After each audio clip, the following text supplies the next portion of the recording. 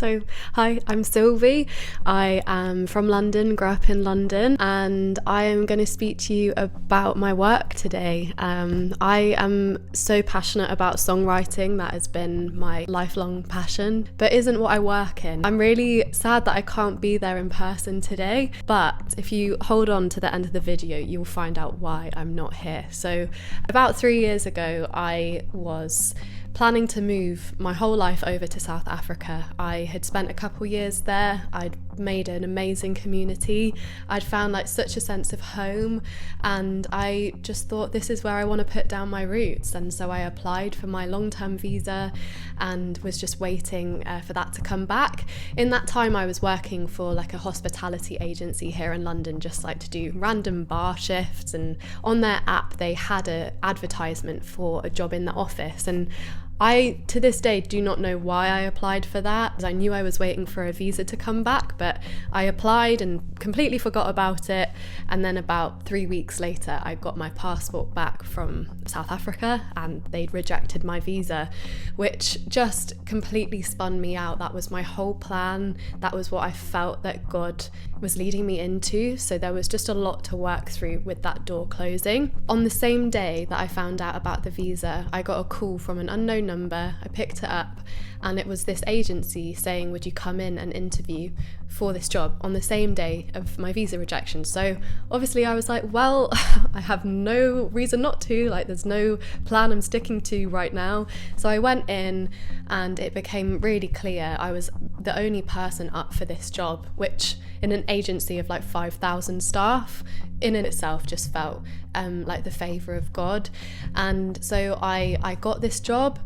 This whole time just felt like feeling around in the dark. I don't know if that resonates with anybody, but that shutting door of South Africa felt like it just switched the lights out on my vision. I just didn't know what I was supposed to be doing, what was the right thing to move into. And that was when the verse about God being a lamp to my feet and a light to my path, so a lamp to the present moments, the next steps, but also a light to the future path that's coming. I started to see that in real time, these steps that I was making, doing this interview, joining this company. I thought I would be there for 3 months just while I figured things out, and I'm actually still there 2.5 years later, which, if you've ever been in the position where you pick up something just in the meantime, while you're figuring stuff out, and you're still there months, years later, you can feel like you failed, something's wrong,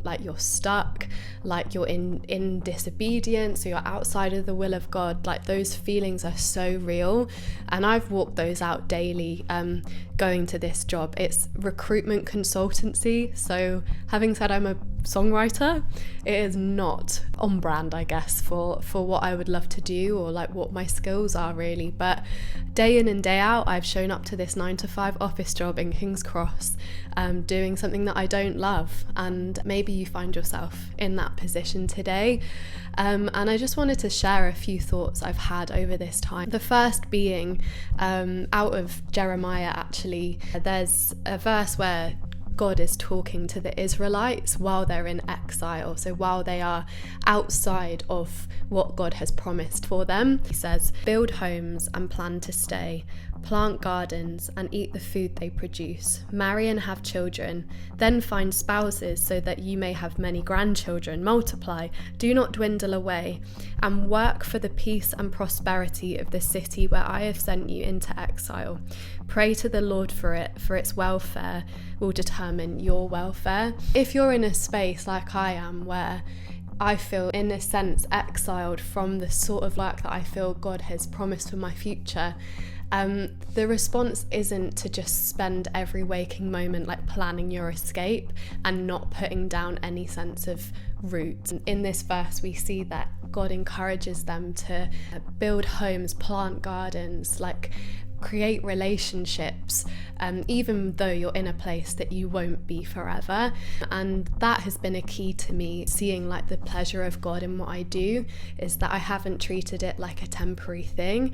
I have built community in Angel and King's Cross where I am. I I'm known like by the coffee shops and the places I go to eat, and my church is on that road. In my office, people know I'm a Christian. I talk about church, I talk about Jesus, and the favour that's staying and not just upping and leaving when things get hard is quite palpable. And I think that's a massive temptation that I want to name. Like, just because something is hard does not mean that God wants you to leave. That is something that I've learned and I've actually written about in a song. The lyrics go, "Tell me there's an end coming soon. Tell me there's light flooding the room. It's taking all I have not to move, but when I do, I'll move with you." And that's out of a verse in the Bible in Exodus where Moses is talking to God saying, "Do not send us up from here. Do not make us go forward unless you go with us, because how will anyone know that you are in us and we are in you unless you come with us?" And that's been my prayer of like, God, even though this is hard, like, don't send me anywhere else unless you're leading me out of here. The walking closely with Jesus, that's where you discern like when the tide starts to change, and that's what I've noticed. So for me now, I am changing my role in the company. They've actually offered me a completely unprecedented role to do remote creativity for them, which is way more my bag. I asked to take 2 months off in the peak of our recruitment window just so I could go and write songs, and they've said yes, which just doesn't make sense. And the reason why I'm not there today is I'll be in Nashville writing and recording music, which I'm just like, that can only be God. And the favour that my staying has been able to bring me is really evident, and I feel the reward of God for not leaving when it got hard.